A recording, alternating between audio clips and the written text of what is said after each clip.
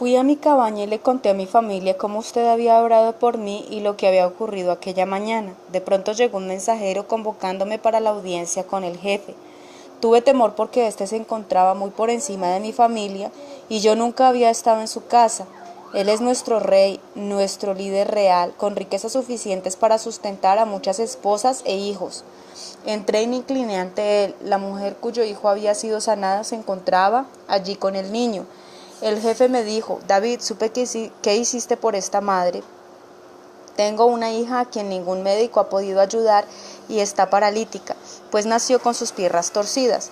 Continuó diciendo: la he llevado con los mejores médicos en Cape Town y no han podido hacer nada. La he llevado también con los curanderos y nada ha servido de ayuda.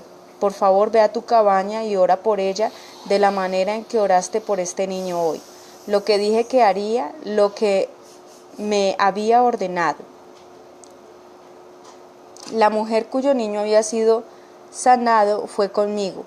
Cuando entramos en la cabaña, al principio no pude ver nada, pero cuando mis ojos se adaptaron vi a una niña paralítica acostada sobre una camilla con sus piernas terriblemente torcidas. Nuevamente sentí dentro de mí aquel amor poderoso que venía de Cristo hacia ella. Le hablé de Jesús y de cómo usted había orado por mí para recibir el Espíritu Santo. Luego le dije que yo no podía obrar milagros, pero Jesucristo podía hacer lo que para nosotros resultaba imposible. Puse mis manos sobre ella y mientras oraba escuchamos un sonido extraño. Al principio no sabía de qué se trataba, pero después vi que las piernas de la muchacha se estaban estirando delante de nuestros ojos, y fue cuando me di cuenta de que el sonido provenía de sus huesos. La mujer que estaba allí gritó y salió corriendo para decírselo a las personas de la aldea, y todos vinieron corriendo. Entretanto, ayudé a la muchacha para que se levantara. Lloraba, pues por primera vez en su vida podía sostenerse en sus pies, y salió conmigo de la cabaña. Allí se encontraba el jefe para verla salir, y toda la aldea se había reunido, hasta mi familia había venido. Usted no puede imaginarse cómo todos gritaban y bailaban, hasta que el jefe los mandó callar y me pidió que hablara al pueblo. Les dije que usted había orado por mí para que recibiera el Espíritu Santo y ahora podía ver a las personas sanar en el nombre de Jesús. En ese momento el jefe anunció que iba a organizar una semana de reuniones evangelísticas en la aldea. Envió mensajeros a todas las demás aldeas, mandándoles que vinieran a escuchar el Evangelio. Desde ese día no he dejado de predicar y orar por los enfermos. Entonces eres tú, le dije. David, no tenía idea que tú eras el muchacho del que me habían hablado.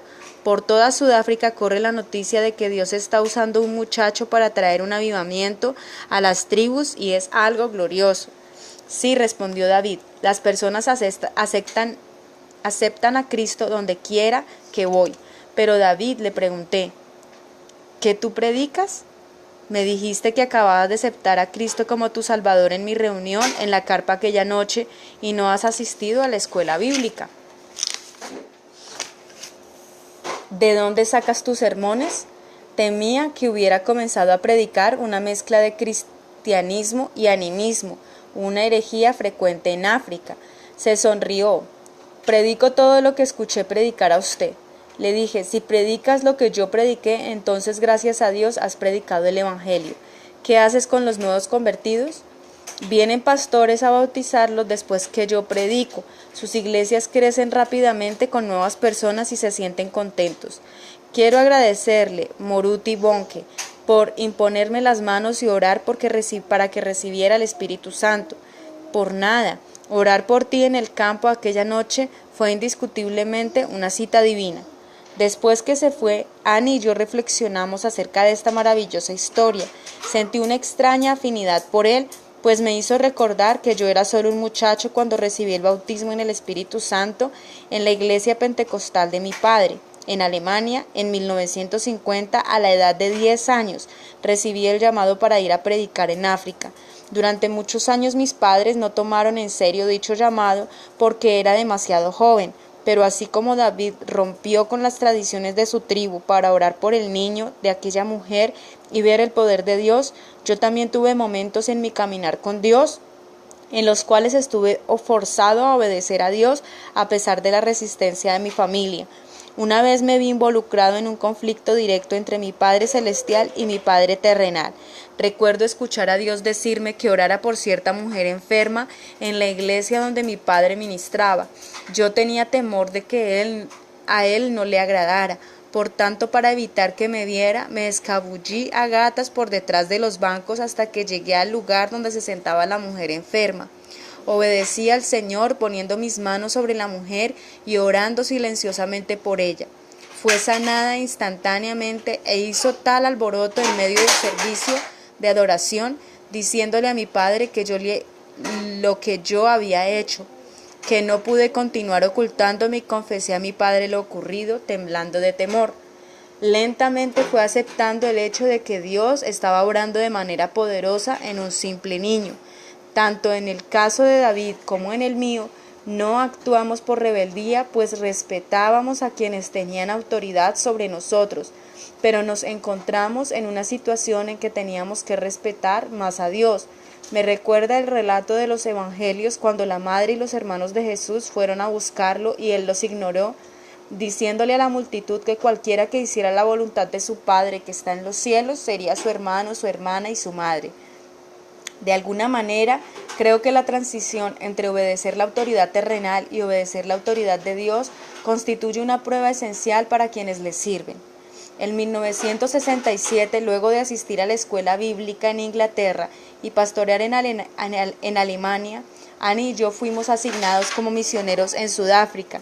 Llegamos con la pasión por predicar el Evangelio a las masas de africanos que se encontraban sedientos espiritualmente, pero al principio nos encontramos sirviendo en iglesias de blancos en un país que mantenía una estricta separación de las razas llamada apartheid. Recibí instrucciones de no llamar hermano o hermana a los cristianos negros y no se me permitía darles la mano y mucho menos un abrazo.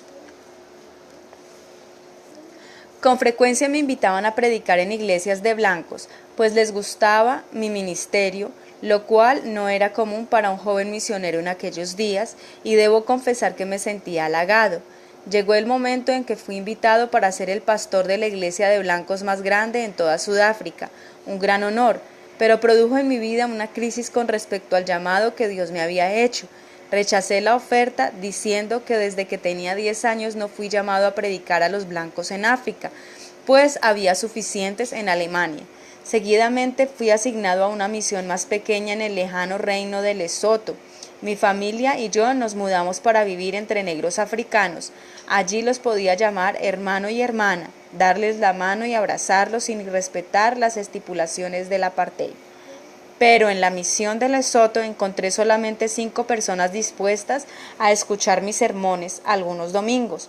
Obedeciendo la gran comisión, salí de las paredes de la iglesia a predicar a las personas. Tomé mi acordeón y fui a las paradas de ómnibus y a los mercados sin esperar que fuera domingo. Tocaba y cantaba hasta que atraía un grupo, entonces tomaba la Biblia y comenzaba a predicar a las personas que se habían acercado a escuchar la música. Aquellos años en Lesoto revelaron posteriormente que mi verdadero llamado era el de evangelista. Me preguntaba qué había hecho David pasar por encima de los fuertes tabúes de la tribu que tanto respetaba, que lo había llevado a pedirle a la mujer que lo dejara orar por su hijo enfermo. Ya lo había dicho, consistía en un amor inmenso dentro de sí.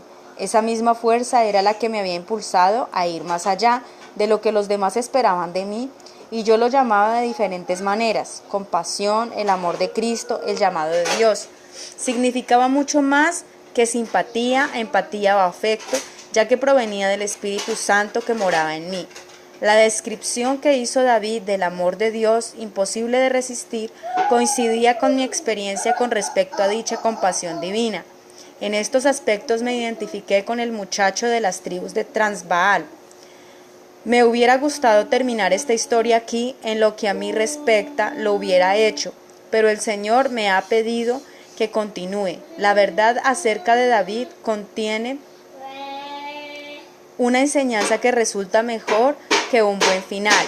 Fuentes confiables me han asegurado que David abandonó su tribu en el norte para perderse en los impenetrables barrios bajos de Soweto.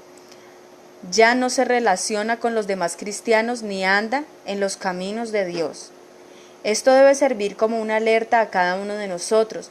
No importa cómo se haya manifestado el poder de Dios en nuestras vidas, podemos escoger apartarnos de nuestra relación con Él. Aquel que crea estar firme, mire que no caiga, dice la palabra de Dios. No cabe duda que constituye un proceso lento y existen muchos factores que pueden hacernos perder la sensibilidad al amor de Dios. Los problemas de la vida pueden ahogar la palabra de Dios y hacerla infructífera, como nos advierte Jesús en su parábola. David debió haber pasado por fracasos, decepciones, desalientos, reveses, pruebas, tentaciones, las cuales nos llegan a todos, pero cada día debemos optar por tomar la cruz y seguir a Jesús.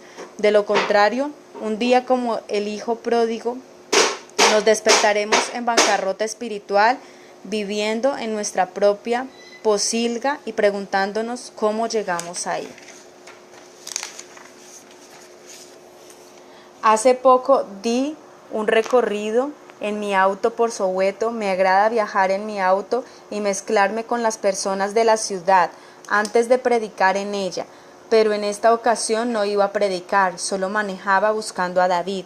No significa que esperara encontrarlo, pues sería como hallar una aguja en un pajar. Aún así continué manejando con dolor en mi corazón hasta que cayó la noche.